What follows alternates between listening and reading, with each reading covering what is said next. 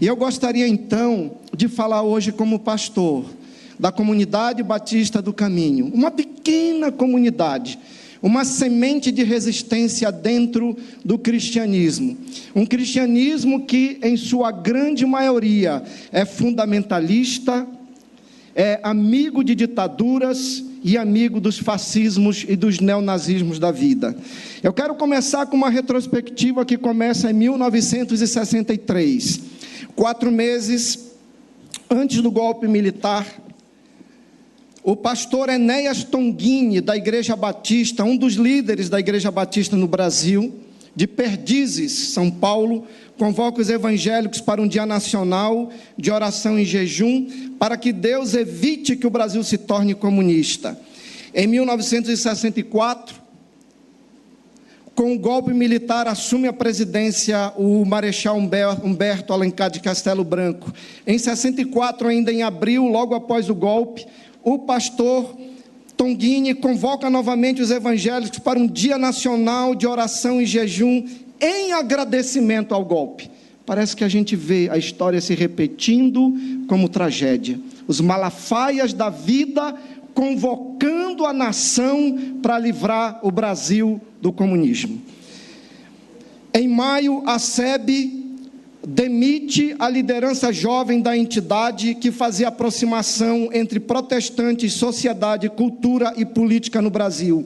Em 1965, eleito presidente da Igreja Presbiteriana do Brasil, o reverendo Boanerges Ribeiro promove uma depuração interna na denominação e exclui irmãos com tendências ecumênicas e considerados comunistas. Muitos seminários sofrem intervenções. Boanerges foi grão-chanceler da Universidade de Mackenzie, em São Paulo, onde um grupo de direita teve ligações estreitas com o comando de caça aos comunistas, o famigerado CCC. Em 1967, a Igreja Metodista fecha sua faculdade de teologia em São Paulo, expulsa professores e seminaristas. O pivô da crise foi uma formatura para a qual os formandos convidaram para Paraninfo o católico Dom Helder Câmara. E em 1967, dos 54 alunos do Seminário Presbiteriano de Campinas, 39 são expulsos ao serem denunciados por 15 colegas de turma. Vários professores também são demitidos. O Seminário Teológico Centenário em Vitória é fechado. A Igreja Presbiteriana do Brasil expulsa 9 alunos do seminário em Campinas. Mas eu quero colocar o ponto fora da curva.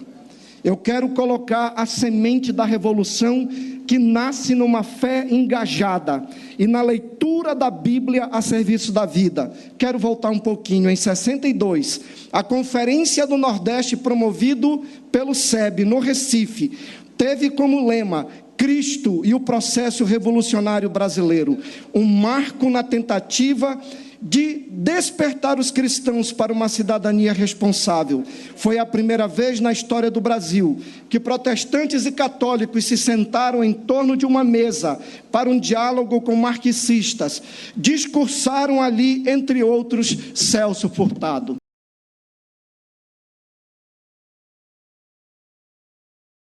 E aqui eu quero fazer a memória, então, aos evangélicos da resistência democrática dos anos 50 e 60, que também foram perseguidos, presos, torturados e mortos pela ditadura. Esse relato não é meu, é de uma reportagem da repórter Juliana Brown, da BBC de Londres, traduzido para o português, que diz assim, abre aspas, os choques me provocaram convulsões e gritos. A sensação era de perda total de controle sobre minha capacidade mental, racional e sobre os meus movimentos. Era insuportável, fecha aspas.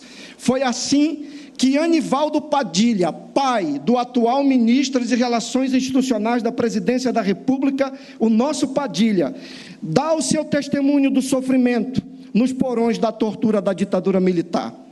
Líder ecumênico metodista, Anivaldo Padilha, descreveu as torturas que sofreu durante os 21 dias em que ficou preso em São Paulo, no destacamento de operações de informações, Centro de Operações de Defesa Interna, DOI-CODE, uma agência de repressão política subordinada ao Exército durante a ditadura militar em 64.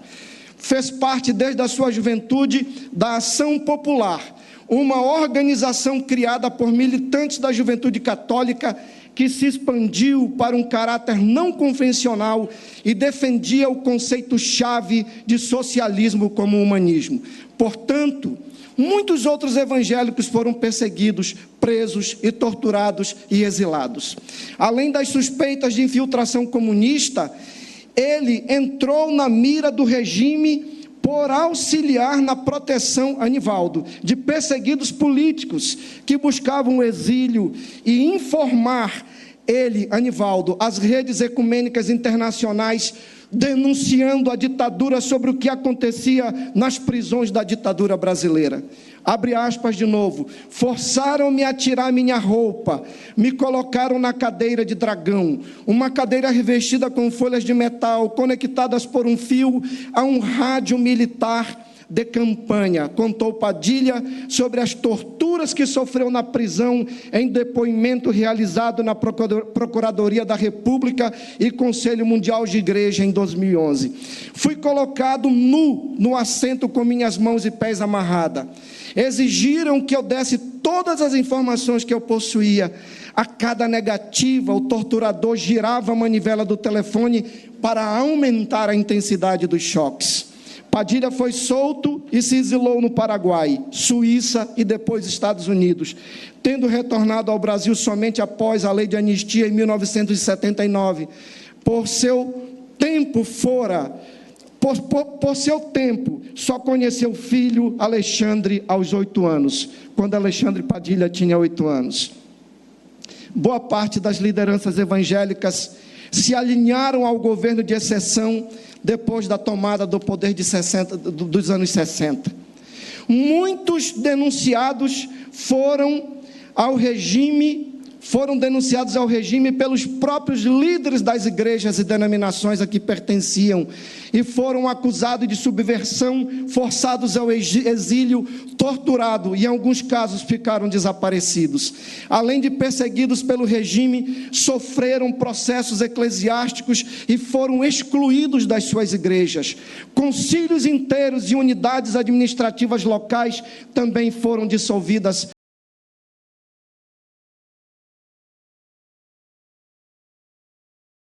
Me permita, vereador Napoleão Maracajá, recentemente a Igreja Batista do Pinheiro em Alagoas, que é uma igreja da resistência democrática, é uma igreja que luta pela população em seu entorno, é uma igreja que luta contra os crimes ambientais da Braskem, foi expulsa da Convenção Batista Brasileira, porque acolheu entre seus membros e suas lideranças irmãos e irmãs homoafetivas. Louvado seja o nome do Senhor por isso.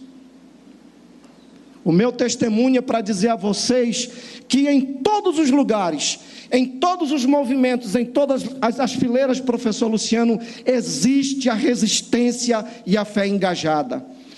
Entre as vítimas evangélicas estavam principalmente aqueles que pregavam uma renovação nas ideias tradicionais defendidas por esse segmento cristão desde o século XIX, em especial o fundamentalismo bíblico, o oportunismo e um isolamento das coisas consideradas mais mundanas, como a política.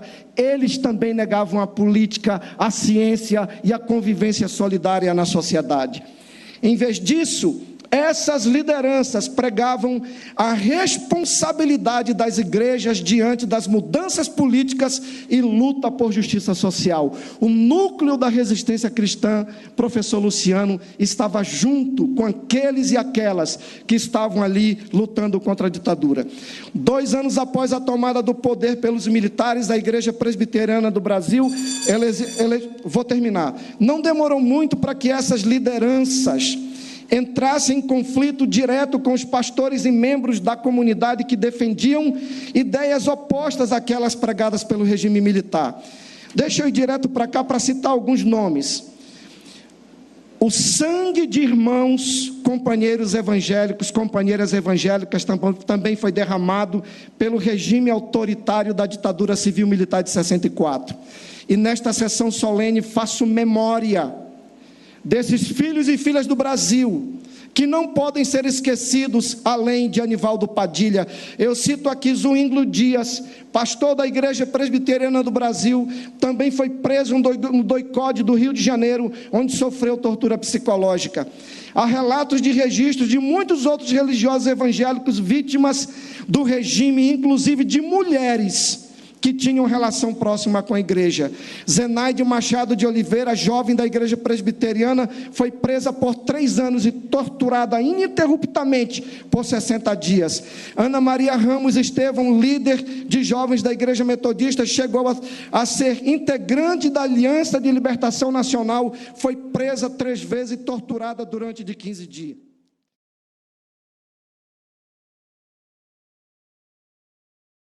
E aqui eu quero ressaltar e peço que coloquem a foto dela para a gente ver essa guerreira do povo brasileiro.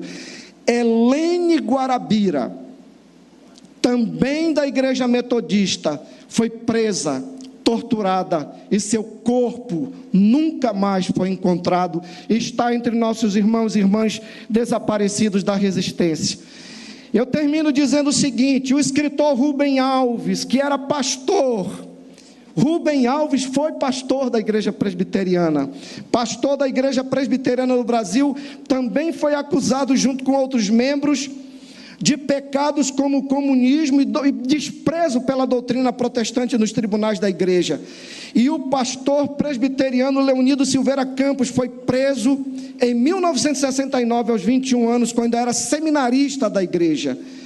Meus queridos, eu termino dizendo o seguinte, que fica para nós a memória, o resgate, a luta, a referência viva de quem deve ser seguido e quem deve pautar a nossa consciência, a nossa luta. Cito o último nome, o nome de João Pedro Teixeira, marido de Elizabeth Teixeira, presbiteriano, evangélico no Recife, durante aqueles anos em que ele era líder camponês e que foi assassinado por forças ligadas à ditadura.